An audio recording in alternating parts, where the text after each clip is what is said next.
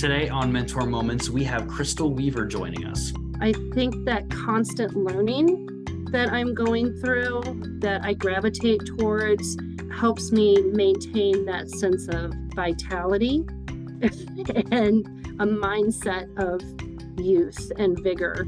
Crystal currently is the Director of Music Therapy at Maryville University.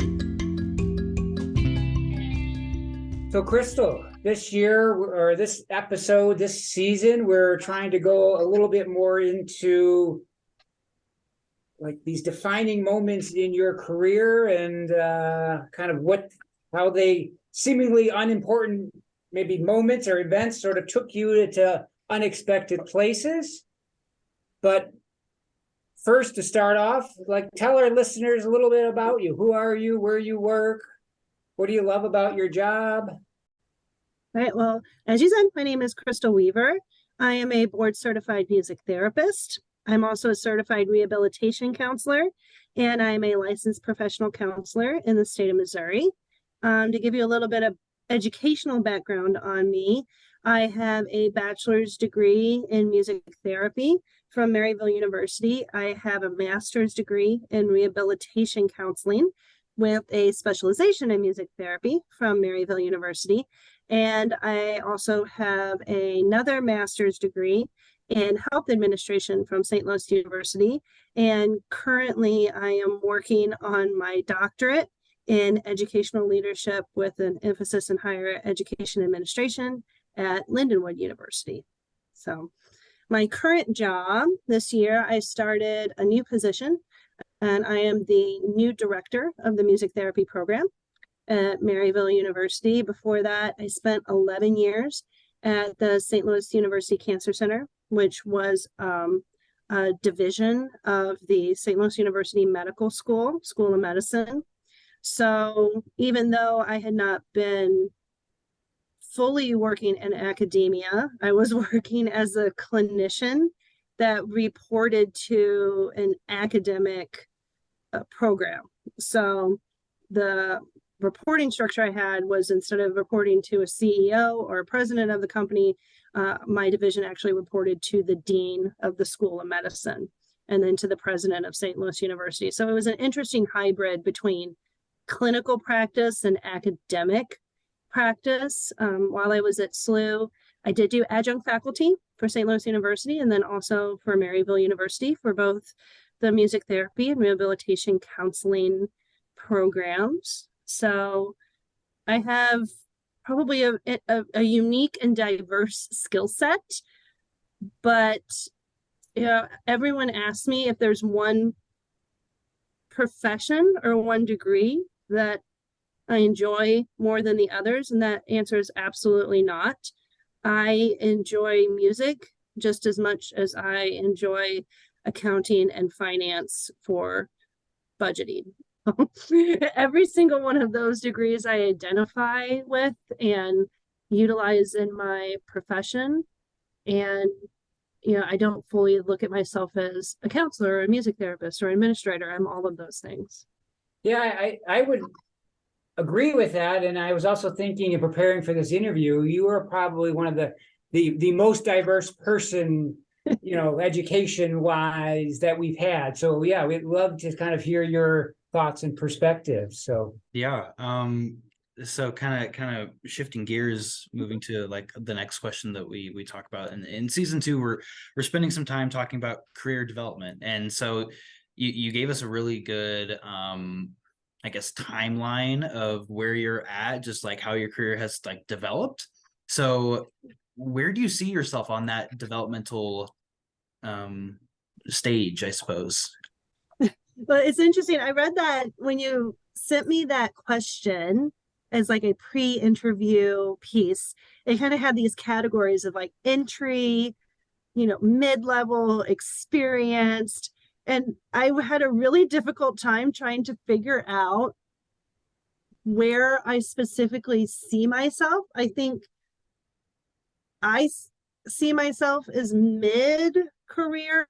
I know some individuals would see me as experienced. I've been a clinician for almost 20 years, but now that I'm in my 40s, I'm 42 now. Sometimes I still view myself as 21. It's so I have to remind myself that I'm in my mid-career. I always feel like, I have a mental state of, oh yes, I am an adult with children. And, and then I think about how long I've been in, the healthcare industry and educational industries. I'm like, oh, it has been, almost 20 years. Wow, I'm actually, I have more experienced. I have, more knowledge. I think the reason that I don't necessarily always feel that way is because I really do enjoy developing new skill sets. And it's not that I want to completely abandon something that I've already learned or a skill set that I've already developed. But the more skill sets I develop, the more I recognize how intertwined they are, how they can complement each other, how music therapy interventions can complement counseling theories, can complement how we pay for those sessions through insurance and third-party vendors.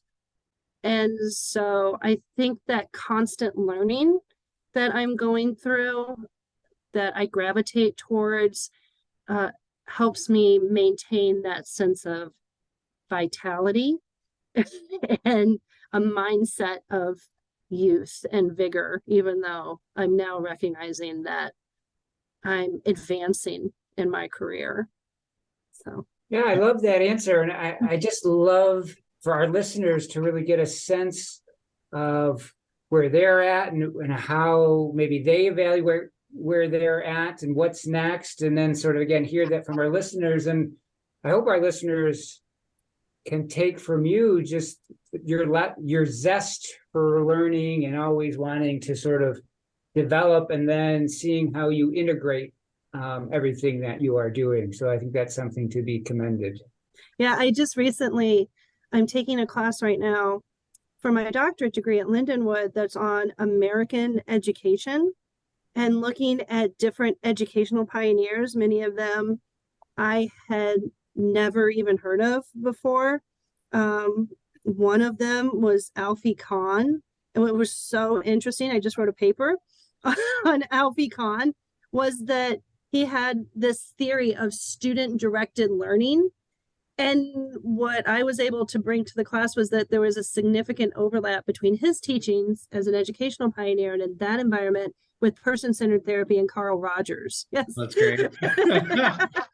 Yes. For those that can't see, Dr. Keener has a bunch of books and he's showing them to us right And now. so I don't know if Dr. Keener agrees, but I saw a lot of overlap with person-centered therapy and positive psychology. And I don't know if I would have necessarily made those connections or had those insights if I didn't have that skill set as a licensed professional counselor.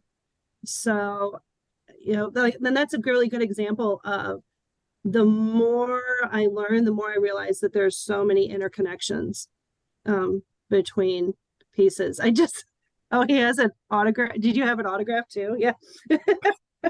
I might have to borrow those. I just wrote it. I'll have to forward you my paper I wrote on him and see if you agree with my perspectives on the theoretical overlap. I first came in to know him in early childhood and in sort of his views on early child education and sort of development that way. So I'd love to chat more. So. I was just about to say, Dr. Keener's like geeking out over there. Like, oh, that's so funny.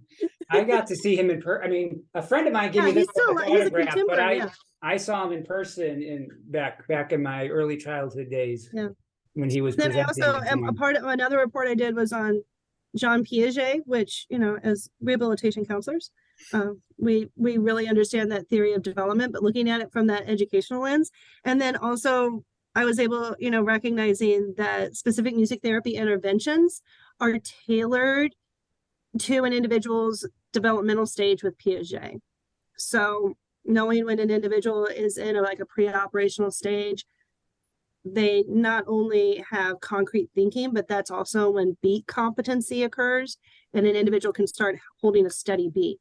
And that's why you can see your 2-year-old child or your 3-year-old niece and nephew actually moving to music in a synchronized time. So, and that's when I really get excited, is when seeing the overlap of all of those disciplines come together. So, yeah. I mean, this might be a hard question to answer. I don't know, but like, do you think that if you weren't so focused on like that lifelong learning piece, do you feel like there's a possibility that you would feel bored or like stagnant, or like maybe your answer would be different, like, oh, I feel like I'd be later in like my career development? I think so. I tell individuals, I don't think that I'm smarter than other individuals. I think I'm just probably more informed on very specific subject matters.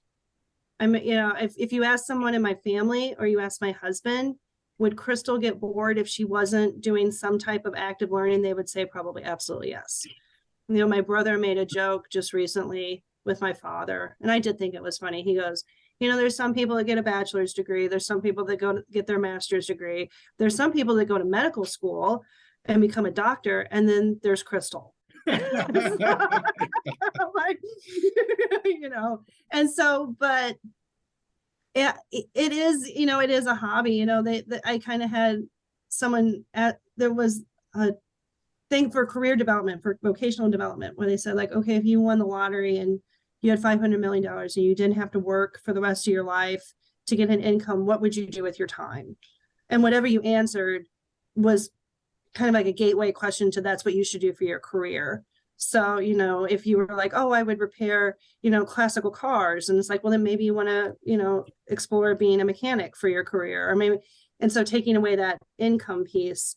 And so when I was asked that question by a guidance counselor, I said, oh, I would audit classes in colleges for the rest of my life. So, yeah. And it's interesting. I haven't sacrificed a career to go to school, and so I do recognize the time that takes to work full time. There was one time and I do not recommend this for everyone. I was working full time at the St. Louis University Cancer Center. I was teaching on adjunct faculty for both SLU and Maryville. I had a 5-year-old. I was in school to get a master's in health administration, and I was pregnant.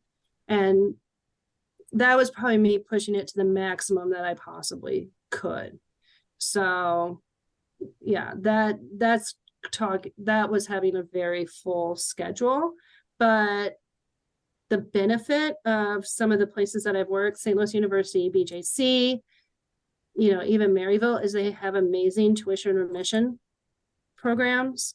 And so I've been able to take advantage of some of these educational opportunities without having any college debt, I guess I could say. So I'm very lucky in that situation. I recognize that. Very, very lucky. Well, Crystal, you sort of, again, you're giving us a picture of kind of who you are, but let's maybe dig a little bit deeper. Can you share any moments throughout your career that were particularly impactful to you, and then what did you learn from those events? So, well, impactful moments. I'll share a couple. One, and kind of one that goes with the theme that we're talking about. I actually had a very impactful moment from Dr. Bob Bernalino. I don't expect him to remember this if he listens to this podcast, but he was my advisor when I was getting my graduate degree in rehabilitation counseling. And I was going through that typical advising experience where we're choosing classes and figuring out when I want to, what nights I'm going to be there, and, all those logistical things.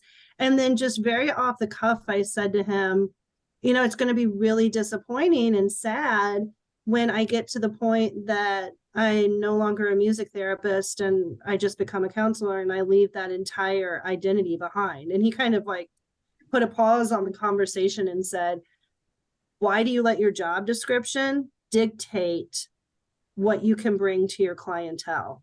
He goes, I don't understand why you would think that if you have a title of a counselor, that you wouldn't bring your skill set as a music therapist into the equation to benefit your clients and to cause positive therapeutic change. And when he said that, it changed my whole perspective on where I could take my career.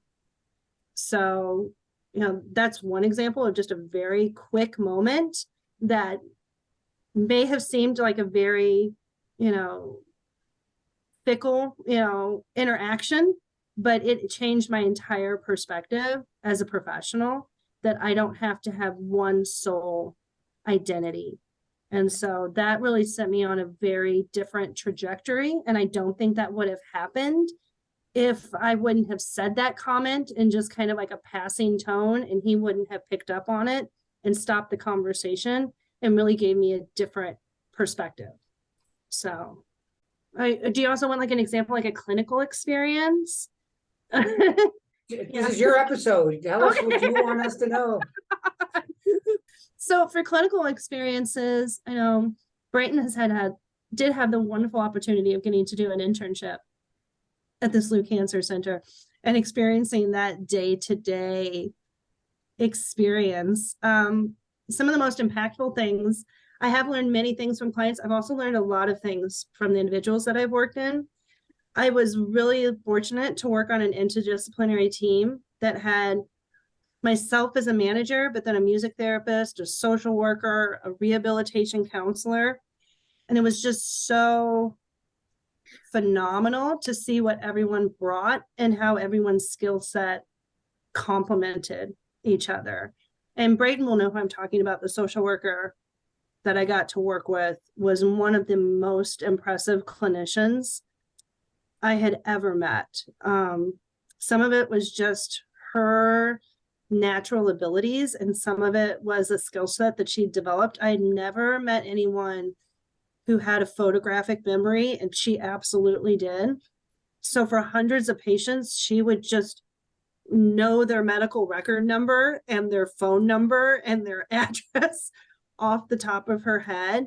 And she really taught me how to work more quickly and efficiently.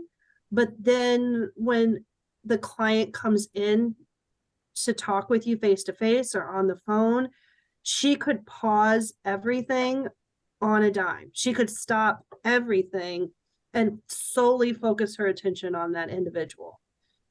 And I was just so intrigued by how she was able to manage that, the logistical side of her job. And then she could be completely patient-centered and person-centered. It was just like she could just turn it on at a moment's notice and be completely focused on that individual. And it was so phenomenal to watch sometimes, because patients would come into the clinic space and they'd say, I don't know if you remember me. And she goes, oh, I absolutely remember you. And she would say their name. And it's like, how they doing? And some people hadn't been there for like a year, 2 years. And she just had that natural ability. And but what she taught me was that, yes, all the logistical things are important, the forms to fill out and making sure someone has insurance, and, making sure they have their medications refilled and they have their transportation to get there. But all of those things are actually secondary to that one-on-one interaction and having that empathetic, congruent connection with an individual. So, yeah. So I think some of the biggest things I learned from, professors, mentors, coworkers. And interestingly enough, I'm in my 40s, and that social worker I'm talking about, she's like 27 years old. Yeah, it's phenomenal, just absolutely phenomenal that she had that level of insight at such a young age. I wish I could have been that way when I was her age. I'm noticing this theme. Like, no, I mean, like, you hit the nail on the head, because I think that's a lot of like the theme of this podcast, which is that, like, if you meet a counselor, rehab counselor, Dr. Keener says this all the time, you've met one rehab counselor, one counselor. And if anything, if there's any message that a listener takes away from these episodes, it's just how much this field is varied. Yeah. And I think you had a great experience, and I don't know if you want to kind of chime in, getting to be an intern with that individual, as that's come from a completely different discipline, but what that experience was like, getting to observe music therapy sessions and work with the social worker, but then also work with rehabilitation counselors, that there was that, congruence in between all of the disciplines. So it's very cool. It all melds together like cohesively, and every social worker that I've met operates so differently and so uniquely. Like that's the other thing, is like it all works together, but every music therapist I've ever met, every like social worker, like they all operate on their own like wavelength with their own experiences. And yeah. but the individuals I was able to work with at SLU, I mean, top notch, gold standard. And that's Naomi Denton. If she ends up watching this, that's the social worker. Naomi Denton. So Crystal, has anything surprised you in your sort of career journey? Oh gosh, that's a good question. Let me think for 1 minute. I'm surprised I'm in the position that I am now. If you would have asked me a year and a half ago where I saw myself, I would have told you that I would still be working in a inpatient hospital clinic setting, in some type of administrative role, but also with direct patient contact. If you would have, asked me like, oh, in like a year from now, 2 years from now, do you see yourself moving full-time into an academic environment, into a director position at your alma mater? I'd say probably not. That I really did not entertain that idea. But I did have a colleague that when the position became available, had a conversation with me and said, would you ever consider thinking about this? And she really changed my perspective. I don't think she changed my perspective. She just opened me up to a new possibility that I had not entertained for myself. And so, I had heard this position was open, and my first reaction was, oh, that's nice. And I kind of just went about my day and didn't really give it a lot of thought until, this, colleague of mine in the St. Louis community kind of had a pause and said, which I think you might really want to think about this. This could be a good career move for you. So that's what's really surprised me, is moving into a full-time academic role. With that said, I've really enjoyed the change. I think I'm more settled now than I was in my first semester. In my first semester here, it's so jarring because when you work in a clinical environment, it's really kind of more steady. There's constant movement going on, but it kind of goes, where in academia, there's like an ebb and flow, or there's times when you're really, really busy and you're doing things like 5 nights a week in your working days. And then you have a little bit more of a lull, and then it picks back up. And so it's kind of being a little bit more on a roller coaster than just being on the lazy river in the theme park, and so just getting the rhythm down and the scheduling down was the biggest change for me. But once I've gotten more comfortable with that going into my second semester, I feel more kind of centered and at peace with going from one significant environment to another one. And I've seen music therapists do that. I've had friends and colleagues that have gone from working like in a clinical setting to a school district to hospice and then into geriatrics. And I always was like, I don't even know how they are able to do that and flourish. And it's really just about giving yourself that time to adapt to the change and to, kind of welcome that feeling of feeling a little off-centered for a period of time until you kind of relax more into the role. So I do feel this semester I'm presenting more of my authentic self than I did when I was new to the role. So another piece of the season that we're touching on is, that we're more than our careers. So when you're not doing, that normal 9 to 5 or whatever kind of hours your day looks like, what are you doing outside of work? Well, personally, I'm married. I have 2 kids. I have an 8-year-old and a 3-year-old. I don't consider that a hobby, but yeah, it takes up a lot of my time.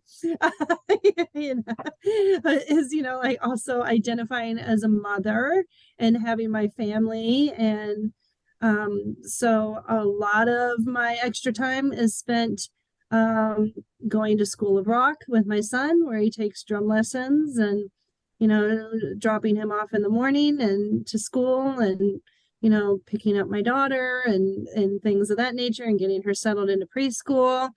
If you're asking about hobbies that I have, a couple of things. Well, first, many individuals think that if you're a musician of any kind, that obviously on your off hours at home, you're just playing music all night long, and playing the guitar or playing the piano or singing. And that's actually not the case.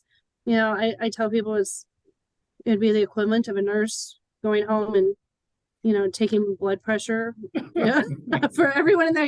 It's like musicians actually don't take their work home as much as you think. We're doing some of the simple things that everybody else is doing, like watching House of the Dragon and, other things of that nature. I guess things I do specifically, I read a lot. I read about probably like one book every 2 to 3 days. I really enjoy science fiction, which is interesting. I think I like that genre because it's very removed from anything that I am thinking about during the day. So I was really, really excited when the first Dune movie came out, and then really let down because I don't think anybody's going to make a movie. There was a 1980s version. There's this version that's going to be great. The best version I ever saw was on the Science Fiction Network. They did a 6-hour miniseries with like James McAvoy and William Hurt, ironically enough. And I think that was the best interpretation of that science fiction novel. But I love the Dune series. Did you read Dune in 2 to 3 days? Oh yeah. My gosh. Yeah. Well, and they have like it's actually 5 novels by Frank Herbert, and then his son wrote a lot of prequels and things of that nature. So I read pretty quickly. It's something I like to do before I go to bed at night. So I usually read like, like if I put my kids down to bed at like 8, 9 o'clock, then like from like 9 to midnight, sometimes 1 a.m., I'm usually reading between like 3 or 4 hours a night. My husband's had to tell me before, like, you really probably need to go to bed now, but, and then the other thing I do that I really enjoy, which Brayton will probably know, is I love talking. That is a hobby and an art form that I don't think is completely appreciated, is getting together with your friends, and there is an art to telling entertaining stories that have a natural progression and a flow and a punchline. And can you take something that was funny at 30 minutes ago from a conversation and loop it back in? I think Brayton's gotten to see kind of that at its height when we have lunch breaks. That group that I worked with, we all seem to have that same hobby and really enjoyed that art form of storytelling and kind of bouncing off each other's. So one of my hobbies is actually talking. And it's true, right? It's an art, it's a form of entertainment, of listening to somebody else tell some fabulous story or just viewpoint that they have, and then you doing it for them. And it is an amazing stress reliever during your lunch break during the day. So Crystal, tell us about, you just gave us a great picture of your life, so you might not have time for volunteer activities, but just sort of the importance of maybe giving back to the profession, whether it's a professional organization or just, one-time kind of volunteer things. Yeah, I actually have time to do a couple of volunteer things.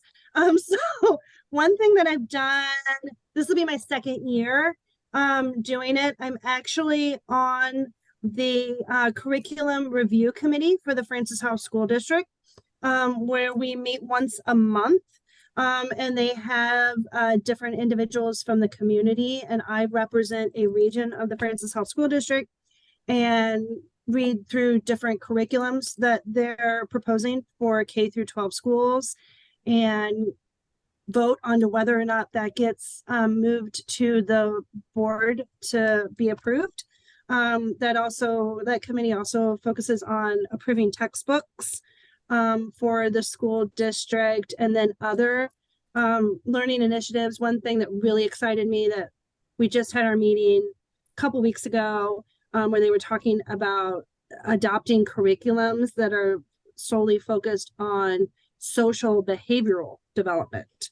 So in addition to, geometry and, English and writing and science and social studies curriculums, they're working on adopting a curriculum just for K through 12 social emotional development. So that I got to probably contribute a little bit more than some of the other curriculum meetings, that I felt I had a little bit more of a skill set.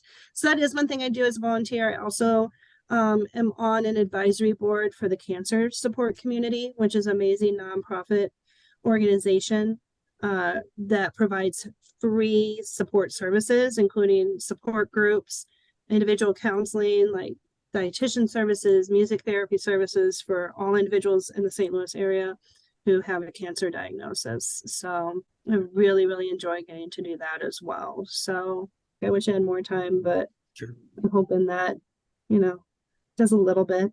Yeah. So. Well, we're at the point of our podcast episode where, we like to give the mic over to our guest and give the opportunity to share like a piece of knowledge, tip, anything that you'd like to share to our listeners as your mentor moment. I would say, for any individuals that, want to have any longevity whatsoever in any type of helping profession, whether that's a counselor, vocational rehabilitation counseling, education, anything where you are of service to other individuals, really, while you put your all into that, while you're there and you concentrate on those individuals that you are providing those services to really, really have moments throughout your day where you are experiencing joy, not just pleasure.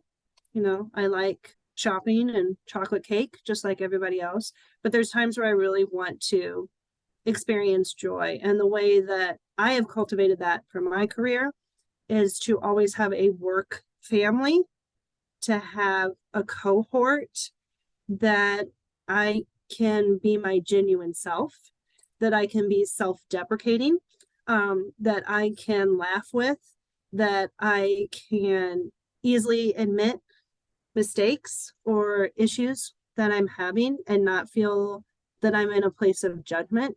And if I'm able to cultivate that where I'm working, I find that my stress levels are always lower. It doesn't mean that I'm not going through intense experiences. I've been in intense experiences, but I would not categorize them as stressful experiences because I've had that work family. So where we always think of, look at stress management, taking time for yourself and exercise and nutrition and meditation, and while all those things are amazing, I have found that for myself, the best way that I've regulated and diminished my stress and had longevity in the helping services is by being able to have authentic connections with my coworkers and my friends and my family.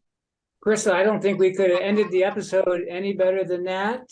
We appreciate spending time with us and our listeners, and I know they'll benefit. So thank you for joining us. Well, no, it's been great. I always like talking to you. You're always just down the hall, and it's always great to see Brayton. We want to thank you guys again for listening to another episode of Mentor Moments, and we want to take this time to listen to you guys, our audience. If there's anybody specific or anyone in a general field of study that you would love for us to interview, feel free to give us an email. We'll put our contact information in the description of this episode. We couldn't be more happy about the amount of listens and plays and interaction that we've gotten from season 1 and season 2. Brayton and I are continually trying to be innovative, create new episodes, new features in the episodes.